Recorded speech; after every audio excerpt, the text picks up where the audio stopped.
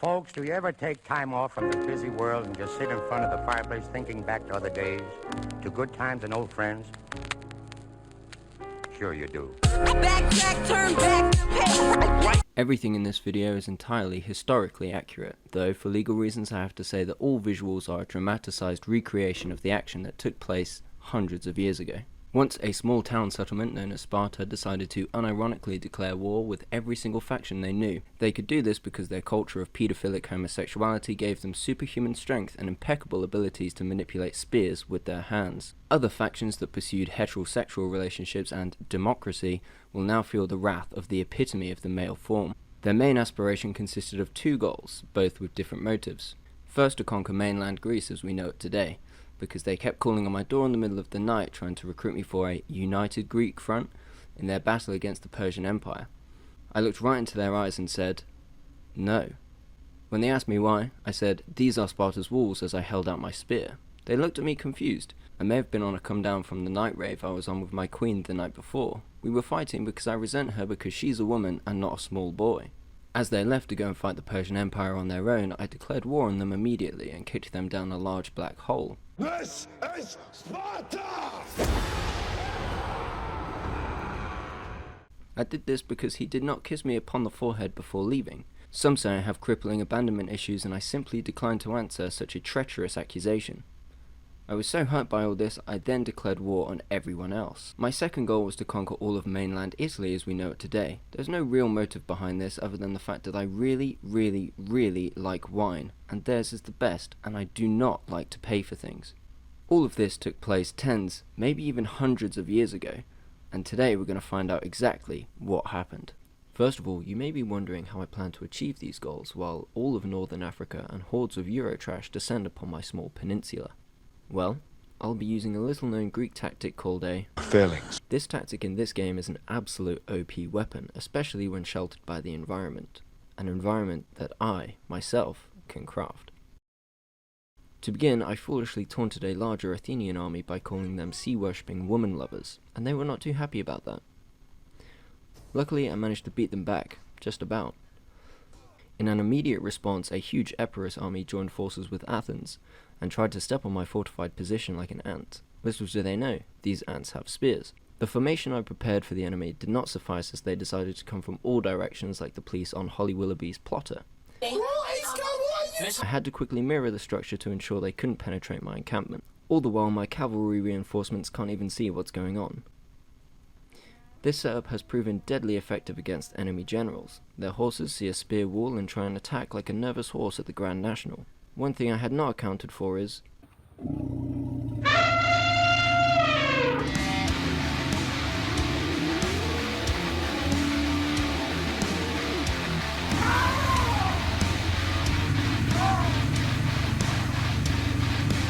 luckily, throwing enough spears equivalent to the weight of the moon while poking their legs was enough to send them into a frenzy. Though, they have left my phalanx in a shambles and my auxiliaries have had holes poked in them by enemy ranged units. The hordes of Eurotrash descended in their masses, mixing of spears, pikes and swordsmen that all made me sweat profusely behind the knees. I started to dig in for the long run as I sat nervously witnessing the mass killings. I forgot the answer was right there.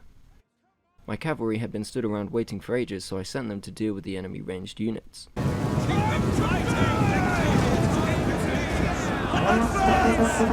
After the enemy was able to shuffle several dead elephants around the battlefield, rout 2 of my units, and somehow get a kill through the fort wall, a fresh hoplite unit decided to smash directly into their back, triggering a cascading mass rout, which led to our first heroic victory. Given that both Athens and Epirus now had basically no military, enrolling them into my cult of boy-loving was quite easy. Anticipating Macedon's need to exercise some hands-on homophobia, I chose to deploy a standard fortify tactic in the narrow valley. With absolutely zero prompting, Macedon unhinged their jaw and took this bait whole. The last blink of the game screen displaying the battlefield gave me a scare that I felt in the very marrow of my bones. I did not have my fort. For some reason the game decided that the battle will be fought on a bridge that has a shallow entrance perfect for flanking. Safe to say, this was not ideal. I moved my auxiliary forces to protect from a potential flank from Epirus, but did I learn from my mistake with Macedon? I most certainly did. They launched another spineless attack on my river position, which resulted in our second heroic victory. To demonstrate my frustration with their stupidity, I marched down the dregs of their armies to set the stage to take Pella. In the meantime, I've started to build a new army back down in Sparta, as this is too few troops to protect the territory we currently have, not accounting for the imminent introduction of Pella. Force marching my auxiliary forces to reinforce the army taking Pella gave me the edge in the auto-resolve, because on my life, f*** siege battles. Having made such quick progress, I was feeling reservedly confident about this challenge. Near all of mainland Greece was conquered, but as with everything in my life, as soon as things start getting good, something is about to go terribly, terribly wrong. Doing my best to mirror my life habits to this game, I withdrew my auxiliaries to stop an Epirus flanking force, rinsing repeating my fortified tactic. The bad luck is yet to properly kick in. Maybe I spoke too soon, as a stacked army from Epidamnos and another from the Adrician kingdom, plus a small force from Tribali, I thought maybe Pella was doomed. But no, Epidamnos wanted to prolong my pain and suffering by targeting Larissa. Out of pure spite, I decided to fight this battle on the battle map, which only added to my steady growing delirium. As several full-stack armies loomed over the surrounding seas of the Greek peninsula, the Adrician kingdom thought that assaulting Pella could have been the move. To their credit, this angered me beyond imagination, as I poured a lot of resources into Pella and is now being ripped from my very grasp. Now, my initial effort here that went exceedingly well was surgically dissected with ease by my adversaries. Instead of taking some time off to reconsider my strategy, I just continued to hemorrhage resources into my directionless and blind advancements, much like the British government to the NHS. The following are highlights from 51 battles fought on the battle map over the course of 4 days, before yet again being completely deconstructed. First, I'd like to recall a battle where we first encountered Rome. They sent a rogue unit of Principes in support of one of their allies. Hammer, meet anvil. Secondly, a time where I was lucky enough to witness the death of a woman whose head was not shaven. This woman also happened to be the queen of the Adrician kingdom. Thirdly, a tactic I called the naval snipe, simply using boats with harder wood to kill their general out of spite, as I have no land units and have already accepted defeat. Fourth, a display of absolute defensive prowess without the use of a fort. A nice curved front line upon a hill readily prepped to wrap around, hammer and anvil with cav, and sweep the front line with a spare pike or two. Fifth, a time where I spilled water on my keyboard and while trying to catch it, moved my entire army out of formation. One unit decided to guess how a phalanx should work and got eaten by horses. Sixth is Rome's last effort on Greek soil, where they desperately crammed to earn shareholder value. Seventh, a short time-lapse on why the fuck we will never use fucking javelin men ever again. Eighth, Rome trying to reclaim some of their own soil and absolutely throwing the battle. I was him during this battle. I will continue to be him after this battle. I perfectly mimicked the enemy force's movements and carefully chose exactly which units will face which. Fuck, maybe I've been playing this for too long. They must have amnesia. They forgot that I'm him. I'm sick in the head. I'm on them Broward County tic-tac. While 7 out of 8 of those highlights were extremely positive, I used this section as an Instagram-esque highlight reel of the game thus far, purposefully filtering out the brutality of the 43 other battles. Another treat for you. Here is a stop-motion visual of how the diplomatic map evolved turn by turn over the course of those 51 battles.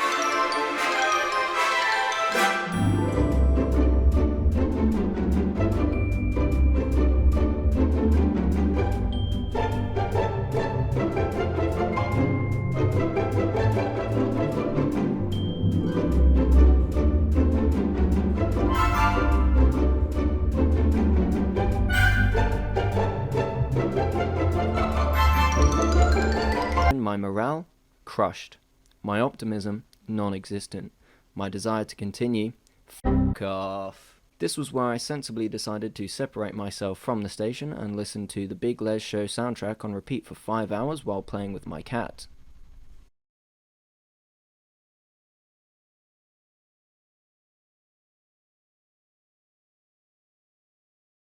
During this era of soul-searching, England had lost to Spain in the Euros. I had to watch 2 grueling hours of the French Olympic opening ceremony. I replayed Cyberpunk 2077 and 100%ed it that got me so excited I actually founded a gaming club at my office. All this made me deeply reflect on my day-to-day habits and question why I am so inadequate at this fucking game. Then it hit me. Think about it deeply. I was advancing way too fast and leaving behind a trail of settlements like Middlesbrough, completely disorderly and in need of a good riot. This is likely due to the fact that I freed all the prisoners from the armies that I had defeated so I could get more money. Most of my money was being spent on armies that were poorly utilised putting down these uprisings. To really make any progress at all in this challenge, I needed to advance very carefully and ensure the territory I have secured is built on, policed, and secured correctly. To do this, I need more armies with fewer troops. While executing our standard fort tactic, I realised I only really utilised 3 pikes and a couple of ranged units. To cover more bases, I included a couple of cavalry units just to be safe. Now, reassessing where I had left off, we had the Brazen Bears staring and salivating at Pella so hard that my knees wobbled and I rushed a small army into garrison. I started a new army in Athens to get this whole ball rolling once more. I sent the Defenders of Olympus, my most hairless army of twinks, to try and pull the Brazen Bears' attention away from Pella. During this time, Syracuse sent a fully stacked monster army directly at my capital. Fortunately, the sheer fog of testosterone surrounding Sparta was so strong that they simply couldn't bear it. This was also the perfect example of how my new strategy will work. My twinks were left with the worst case of body dysmorphia as the Brazen Bears declined to meet them and went straight for Pella. They found redemption though, as an army even twinkier than them decided to take the bait. This was yet another great example of my flawless improved method. I had one more strategy revision that I had used in previous playthroughs, which is nothing more than a complete exploitation of game mechanics and a demonstration of sheer lack of skill in this game. I've named this tactic the Themistokles Hellfire, but more on that later. While that one cooks, I've eyed up retaking Apollonia as it produces these vase things which we use to smash over the heads of newborns to test their mettle. Bithynia saw an opportunity to demonstrate exactly why they're the worst faction. After they left, one of my tactical fort armies was attacked by the Spearmen, which contained 1 unit of spear infantry, and even they were hired as mercenaries. The look of this army was not a pretty sight at all. From previous experience, the tactical fort has one weakness, and that is masked slingers. I'm frightened and I don't know what to do. I'm confused. I retreated, so they went immediately over to my other tactical position, destroying them along with my excitement over the new strategy. A couple of turns later, Bithynia suicide ran into Pella, which damaged absolutely nothing. My foolish unit manoeuvring on the diplomatic map that could only be done by a Brit 10 pints deep allowed Rome to dive bomb Larissa, which then allowed me to demonstrate exactly how impenetrable my towns are after careful building and maintenance. Royal Scythia and the Celtic Confederation heard me say this and said, and sallied me with 9 units of horse archers and besieged Pella. They won the battle, took one look around and thought, this, we're going to Larissa. While I tried to confront them about their real estate decisions, Rome interrupted and made me run to the hills, where finally the dreaded Slinger Man army would meet its fate and I could claim back Larissa.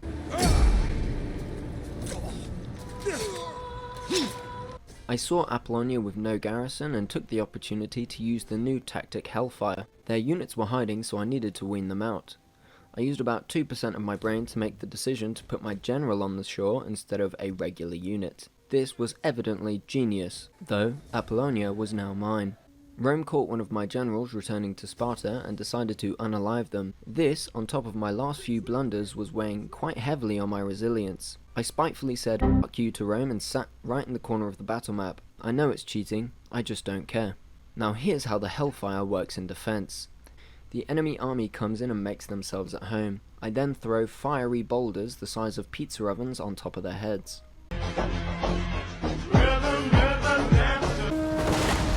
After successfully defending Apollonia, I had realised that mainland Greece was once more under my control. It was now time for me to dig in and defend while building up forces to invade Rome, again. The first step here is to dwindle down garrison units, especially when it's a city. I started in Brundisium, where I used the Hellfire tactic and simply withdrew whenever the battle timer was running low or I ran out of ammunition. I did this not once, not twice, but 3 times until I could get the auto victory, and thus began the domination of Rome. I immediately started recruiting to solidify my foothold in Rome, as defending cities with Hellfire tactic is a complete failure every single time. Meanwhile, a rarity agent set fire to the entire of Apollonia, destroying all the buildings. This made my tummy feel awful, so I decided to send one of our top bears to deal with the situation. Italy's response to the loss of Brundisium was so frustratingly immediate, I threw my toys out of the pram and went for Ariminum instead.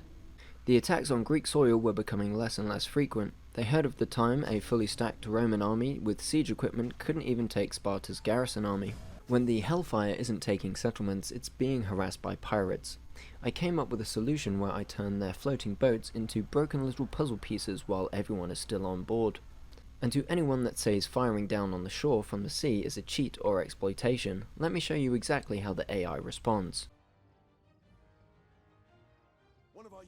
Yeah, I think we both know what we're doing. After creating an army appropriately named the Finishers, I used the Hellfire to take Yaida, through no other reason than to frustrate my enemies. I let the Finishers cook for a while, where I then lost the foothold in Italy and Rome attacked Apollonia once more. This time though, I destroyed their fleet using 2 boats except their general, who was then met by an entire shoreline of angry twinks ready to show them exactly what Sparta is all about. It was after this that my remaining forces in Italy were ambushed. A commenter on my stream dared me to do it without pausing, and here's how that went. It was now time for the Finishers to start finishing. I sent the Hellfire to destroy the enormous fleet and start sniping garrison units, not once but twice before sending the Finishers in. Then once more, Brundisium is mine, only this time I've brought the firepower of several thousand homosexual paedophiles. As mentioned previously, when things seem to be going well, other things go terribly, terribly wrong. Here, a triple-stacked Cimmerian army descended upon my very enthusiasm, tearing it to pieces. Someone had better call an ambulance. But not for me.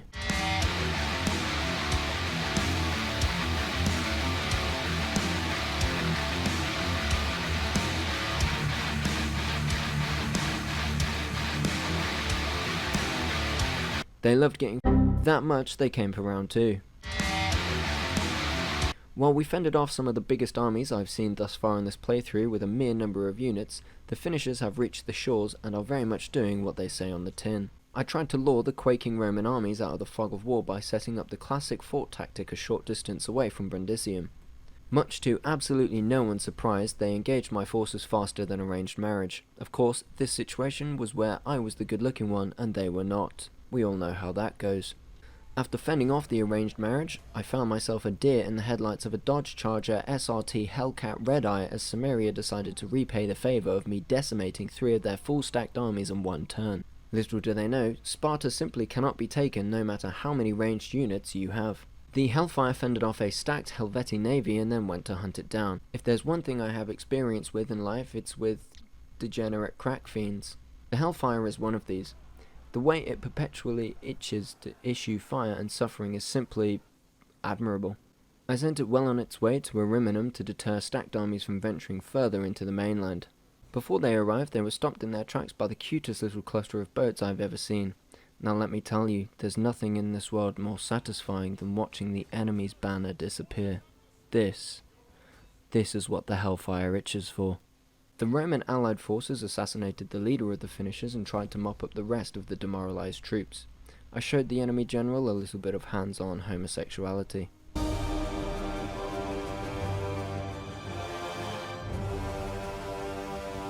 While I sent the Hellfire to blockade Ariminum, I set the Finishers loose on Neapolis, bringing yet more Italian land under my control.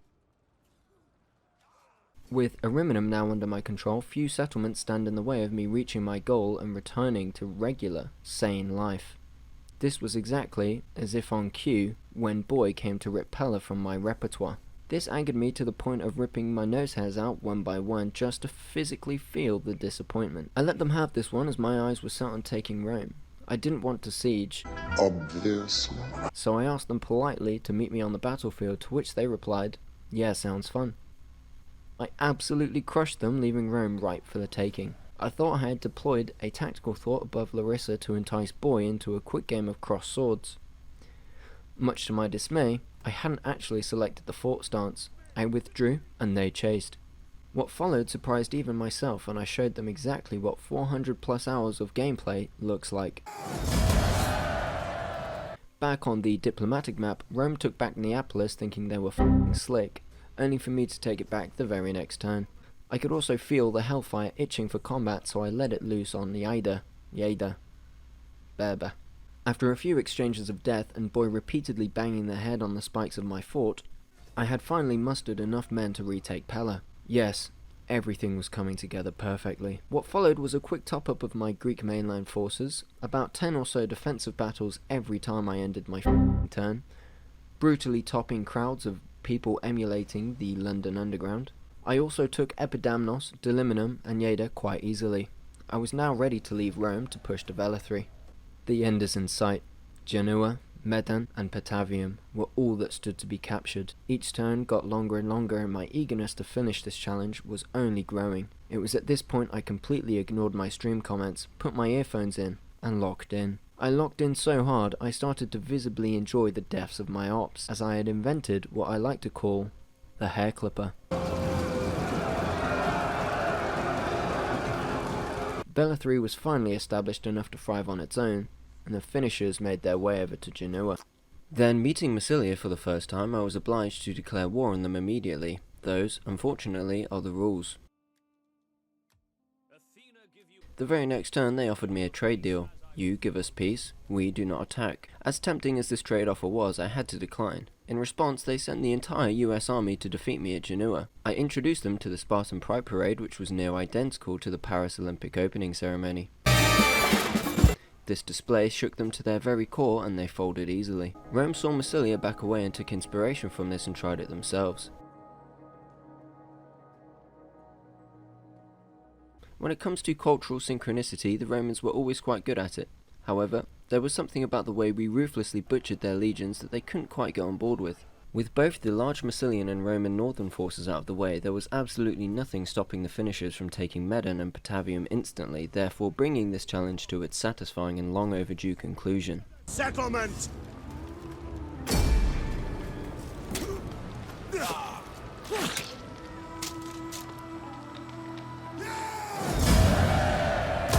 We hunger for battle. Well, there it is.